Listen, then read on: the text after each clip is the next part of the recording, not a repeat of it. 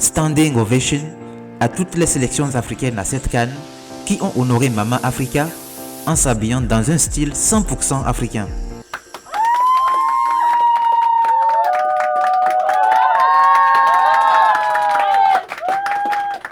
C'est ça l'intégration africaine. La CAN est au service de l'intégration africaine. Salut à toi et bienvenue sur la chaîne des jeunes leaders africains, Univers panafricain. Sur cette chaîne, nous parlons de l'Afrique, rien que de l'Afrique. Abonne-toi, like la vidéo et surtout partage-la pour atteindre toute la jeunesse africaine. Nous avons de grandes choses à réaliser ensemble. C'est une victoire pour toute l'Afrique que de voir des sélections africaines honorer les cultures africaines. Le message est clair et simple. Soyons fiers d'être africains. Soyons fiers de nos origines et mettons en valeur nos cultures à chaque fois que nous en avons l'occasion. Il faut reconnaître que c'est une première de voir des sélections africaines aussi stylées, habillées chacune dans des tenues disons traditionnelles, 100% africains. Cette CAN en Côte d'Ivoire est vraiment particulière. Une fois n'est pas coutume et nous espérons que ça va continuer. Autant la CAN est au service de l'intégration africaine, autant le football peut être au service de l'unité africaine. Le football unit les peuples. Lorsque nos sélections nationales jouent, nous sommes tous derrière elles comme un seul homme sans aucune distinction. Si on pouvait tous être unis derrière l'Afrique, comme lorsque nos sélections nationales jouent, je pense que l'Afrique sera davantage respectée et pourra vite se développer. Dans le concert des nations, les pays africains ne pèsent pas. L'unité et seule l'unité de l'Afrique la rendra plus forte sur le plan international. L'Afrique, c'est une superficie de plus de 30 millions de kilomètres carrés, une population de plus d'1 milliard d'habitants, plus de 60% des terres arables dans le monde. Est-ce qu'il faut encore que je vous parle des ressources naturelles et minières de l'Afrique? L'Afrique, avec ce potentiel, doit normalement être un poids lourd dans l'économie mondiale. Pour le moment, ce n'est pas le cas, mais nous pouvons encore changer la donne. Nous savons tous que l'unité de l'Afrique est un moyen sûr pour rendre l'Afrique grande, prospère et respectée. Mais pourquoi nous ne rendons pas cela possible? Pourquoi quand il s'agit de l'Afrique, nous sommes autant divisés?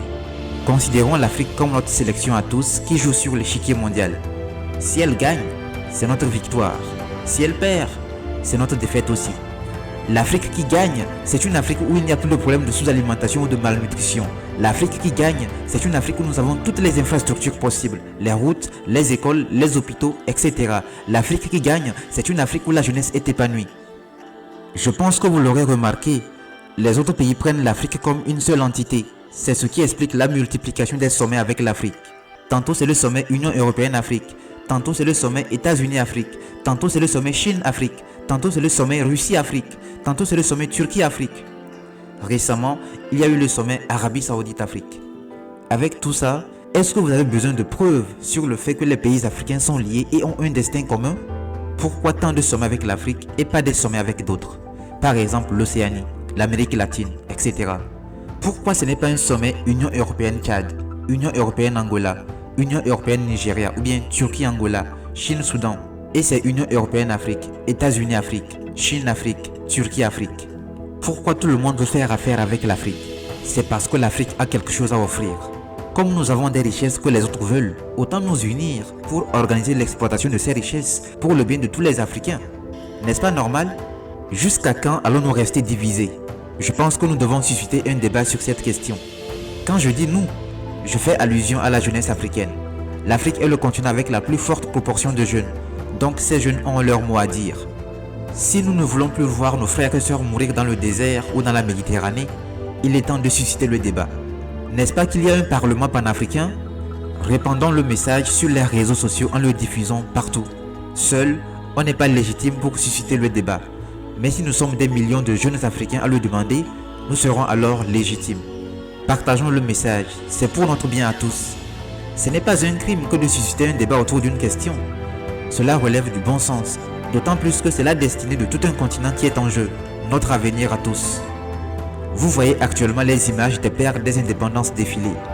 Est-ce qu'ils auraient travaillé pour rien? D'autres ont même donné de leur vie pour nous. Auraient-ils fait tous ces sacrifices pour rien? Suscitons le débat sur l'unité de l'Afrique. C'est ça, Univers panafricain. Une plateforme de jeunes Africains qui discutent sur leur continent. Ils veulent voir leur continent se développer et ils veulent être des acteurs de ce développement.